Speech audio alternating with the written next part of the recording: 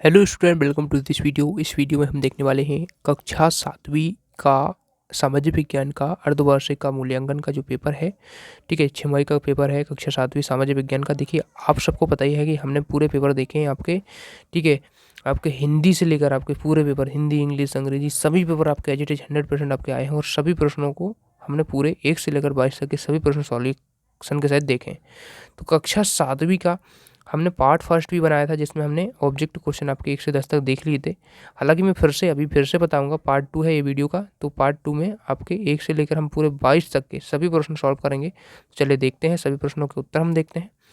तो यहाँ पर निर्देश में 22 प्रश्न टोटल है, 50 नंबर का आपका पेपर है। 50 में से 50 आपको चाहिए, तो पूरा वीडियो देखिए और सभी प्रश्नों को अच्छे से कंप्लीट कर लीजिए, क्योंकि आपके पास अभी काफ़ी समय है। 16 नवंबर को आपको पेपर है। ठीक है, आज आपका अभी से मैं वीडियो दे रहा हूँ ताकि आप अच्छे से इनको कंप्लीट कर सकें। तो देख सकते हैं, पहला क्वेश्चन आपको पूछा गया है, यहाँ से कार्य प्रारंभ करना है। तो नीचे जो विकल्प है, इनमें विकल्प में से सही उत्तर बताना है। तो देखिए, पहला क्वेश्चन यहाँ पर है, पृथ्वी सूर्य की एक परिक्रमा लगभग कितने दिनों में पूरी करती है। तो पृथ्वी जो है ना, सूर्य की एक परिक्रमा ऐसी ऐसी पूरी 1 साल यानी कि 365 दिन में करती है। ठीक है, तो 365 दिन, सी ऑप्शन आपका करेक्ट आंसर हो जाएगा। अगला प्रश्न यहाँ पर दिया गया है, क्वेश्चन क्या कह रहा है कि नीचे दिए गए प्रतीक चिन्हों में से कौन सा प्रतीक चिन्ह नहर के लिए प्रयुक्त किया गया है। तो इसमें देखिए, ये तो रेलवे का है, ये है आपका पक्की सड़क का, और डी वाला ये हो जाएगा आपका राज्य स्तरीय सीमा का। तो इसमें बी ऑप्शन सही उत्तर हो जाएगा। ठीक है, तो इसमें बी ऑप्शन जो है सही आंसर है। ये कौन सा हो जाएगा, ये हो जाएगा नहर। ठीक है, और बना भी सकते हैं इस प्रकार से। अब देखते हैं अगला प्रश्न आपका, उत्तरी गोलार्ध में सितंबर माह में कौन सी ऋतु होती है। तो इसका सही उत्तर हो जाएगा शरद ऋतु। ठीक है, इसमें ग्रीष्म नहीं होती है, ये कुछ नहीं होती है, बी ऑप्शन हो जाएगा शरद ऋतु होती है। ठीक है, शरद की पूर्णिमा जब मनाई जाती है ना, आप देखेंगे। उसके बाद देखिए, चौथा प्रश्न है, प्राचीन वस्तुओं का अध्ययन करने वाले व्यक्ति को कहते हैं, क्या कहते हैं। तो देखिए, इसमें 4 ऑप्शन है, किसान, भूगत भूगर्भवेत्ता, व्यापारी। तो इसमें राइट ऑप्शन है आपका डी वाला, पुरातत्वविद। ठीक है, तो यहाँ पर लिख भी देंगे पुरातत्वविद। ठीक है, अगला देखिए, पांचों क्वेश्चन क्या कह रहा है कि भीमबेटका की गुफाओं में चित्र पाए जाते हैं, चलचित्र, भित्ति चित्र, शैल चित्र या फिर तेल चित्र। तो राइट आंसर जो हो जाएगा वो हो जाएगा आपका यहाँ पर ऑप्शन नंबर बी, शैल चित्र। ठीक है, अगला क्वेश्चन कह रहा है कि सम्राट अशोक के साम्राज्य की राजधानी। तो सम्राट अशोक का जो साम्राज्य था उसकी राजधानी पाटलिपुत्र थी। ठीक है, उनका साम्राज्य की राजधानी पाटलिपुत्र, ऑप्शन ए है सही आंसर। ठीक है, अब देखते हैं यहाँ पर क्वेश्चन नंबर 7 है आपका, कुषाणों के सबसे प्रसिद्ध राजा कौन थे। देख लीजिए, आप लोग वीडियो को फुल स्क्रीन में करके देखिए, साथ ही आप लोग यहाँ पर क्वालिटी पे बढ़ा लीजिए यदि आपको सही नहीं दिख रहा है तो। ठीक है, तो इसका सही उत्तर है आपका, कुषाणों के सबसे प्रसिद्ध राजा कौन थे। तो इसमें 4 ऑप्शन है, सम्राट अशोक, बिम्बिसार। तो राइट आंसर जो हो जाएगा वो हो जाएगा कनिष्क। ठीक है, तो बी ऑप्शन आपका सही उत्तर हो जाएगा, आप लिख देंगे कनिष्क। अगला प्रश्न देखते हैं, मक्के की रोटी सरसों का साग किस प्रांत के लोगों का मुख्य भोजन है। तो इसमें जो राइट आंसर हो जाएगा वो हो जाएगा पंजाब। ठीक है, सी ऑप्शन राइट आंसर हो जाएगा, पंजाब के लोगों का है। अगला देखते हैं, ग्राम पंचायत का मुखिया कौन होता है। तो इसमें 4 ऑप्शन है आपके, तो इसमें राइट आंसर हो जाएगा यहाँ पर ए वाला, सरपंच होता है। ठीक है, ग्राम पंचायत का मुखिया। उसके बाद देखिए, 10वां प्रश्न है, प्रजातांत्रिक देशों में निर्णय लेने का कार्य करवाने के लिए आवश्यकता होती है, किसकी होती है, राजा की होती है या फिर व्यापारी की होती है, न्याय की, मतलब न्यायालय की या सरकार की।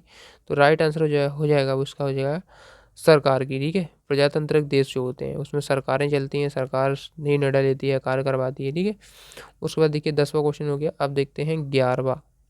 अब देखिए, 11 से 20 तक के आपके यहाँ पर 10 क्वेश्चन 1 से लेकर 10 पूरे कंप्लीट हो चुके हैं।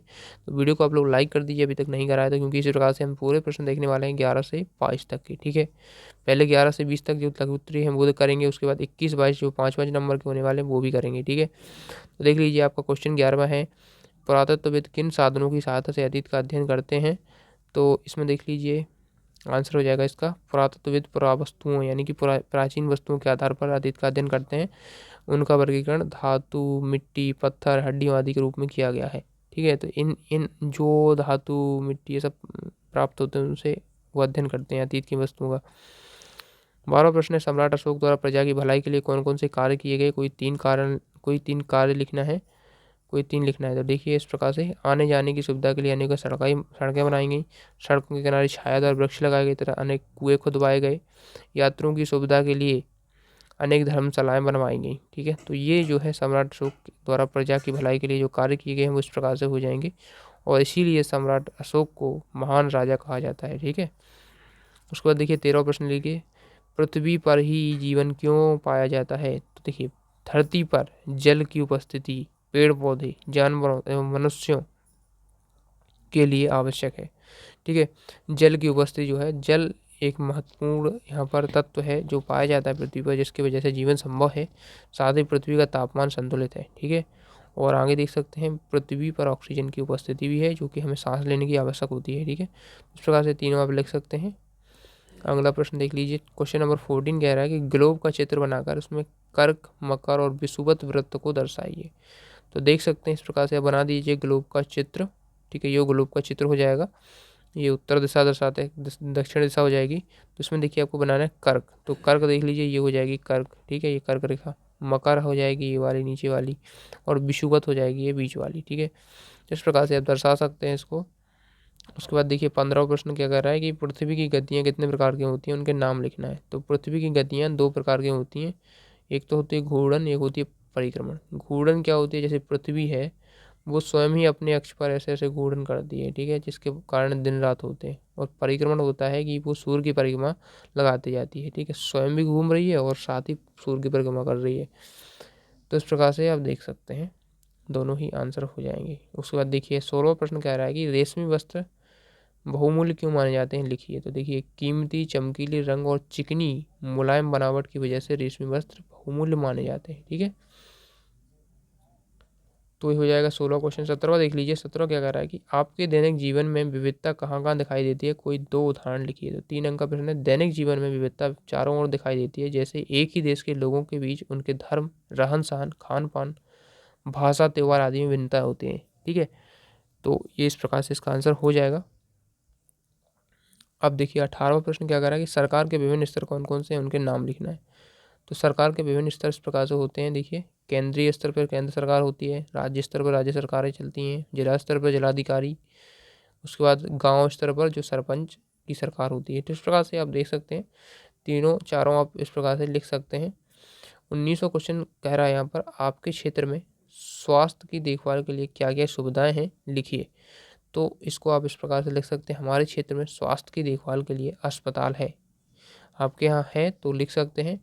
और कोई अन्य सुविधा है जैसे कि कोई आसपास में कोई डॉक्टर अपनी अस्पताल खोले हुए है, ठीक है, तो उसको भी आप लिख सकते हैं, और जैसा भी है उसको लिख सकते हैं।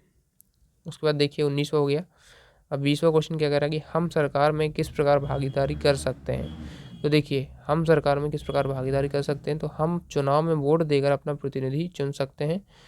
उसके बाद देखिए लोग सरकार के कार्यों में रुचि लेकर और आलोचना करके भी अपनी भागीदारी निभाते हैं। तीसरा है लोग आंदोलन करके सरकार और उसके काम करने के तौर तरीके को चुनौती देकर भी अपनी भागीदारी निभाते हैं।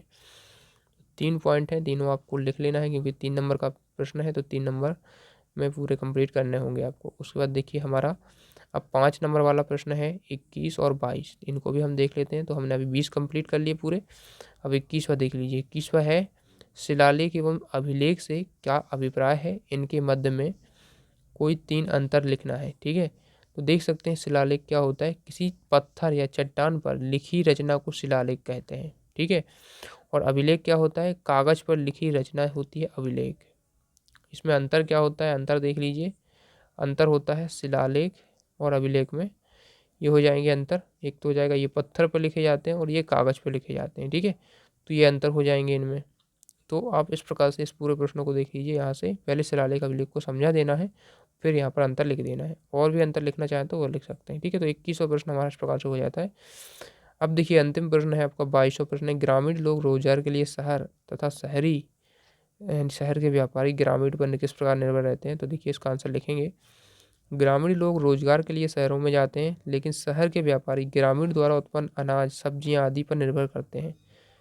ज़्यादातर अनाज सब्जियां ग्रामीण क्षेत्रों में ही उत्पन्न होती हैं। तो इस प्रकार से आपका प्रश्न क्रमांक 22 का उत्तर हो जाएगा। और इस प्रकार से हमने यहाँ आपके 1 से लेकर 22 तक सभी प्रश्न पूरे कंप्लीट कर लिए हैं। कक्षा 7वीं का सामाजिक विज्ञान का अर्धवार्षिक का पूरा पेपर हमने पूरा सॉल्व कर लिया है।